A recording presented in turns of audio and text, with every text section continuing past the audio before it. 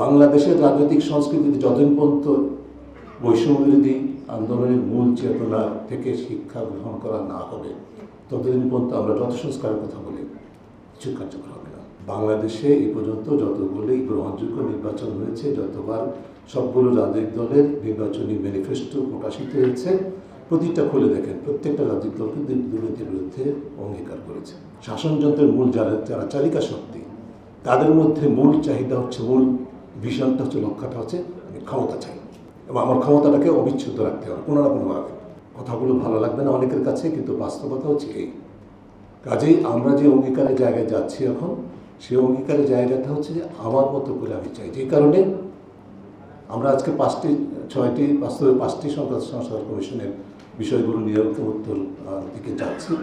খুবই ভালো কথা, আমিও খুব আশাবাদী। আমি একটা জায়গায় যাওয়ার জন্য যেটা মাহরুদ্দিন বলেছেন যে আমাদের কাজটা শেষ হবে না। ওই যে বিষয়গুলোতে ঐক্যমত্য হবে সেটা একটা দলিল হবে, জাতীয় দলিল হবে, থিওরিটিক্যালি রাজনৈতিক দলের সাথে, রাজনৈতিক শক্তির সাথে জনগণের একটা সনদ, স্বাক্ষরিত সনদ। জনগণের স্বাক্ষর থাকবে কিনা আমি জানি না কীভাবে থাকবে, কিন্তু এটা স্বাক্ষরিত সনদ হবে, রাজনৈতিক দলগুলো স্বাক্ষর করবে, সেই অর্থে জনগণের সনদ। এবং আশাবাদের জায়গা হয়তো এটুকুই যে আমরা হয়তো বা এই কাগজটাকে ধরে নিয়ে তখন বলতে পারবো যে আপনি তো এই অঙ্গীকার করেছেন, এখন কোনো পালন করছেন না, আপনাকে আমি জবাব দিতে চাই।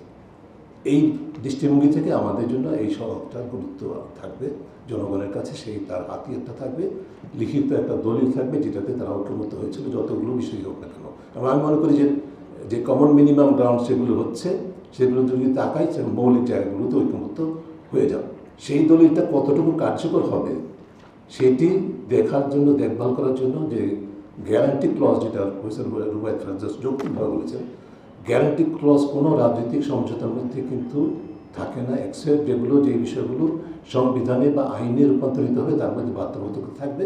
তো সেই বাধ্যবাধকতা কিন্তু বাস্তবায়ন করার ক্ষেত্রে আমরা দেখেছি কীরকম রুথলেসলি ক্ষমতায় যারা থাকে তারা সেগুলোকে অবমাননা করেন, কিছু করার থাকে যখন একটা জায়গায় জনগণ রুখে দাঁড়ায়।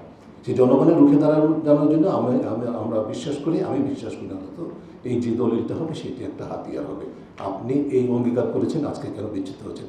বাংলাদেশের রাজনৈতিক সংস্কৃতিতে যতদিন পর্যন্ত বৈষম্যবিরোধী আন্দোলনের মূল চেতনা থেকে শিক্ষা গ্রহণ করা না হবে ততদিন পর্যন্ত আমরা যত সংস্কারের কথা বলি কিছু কার্যকর হবে না।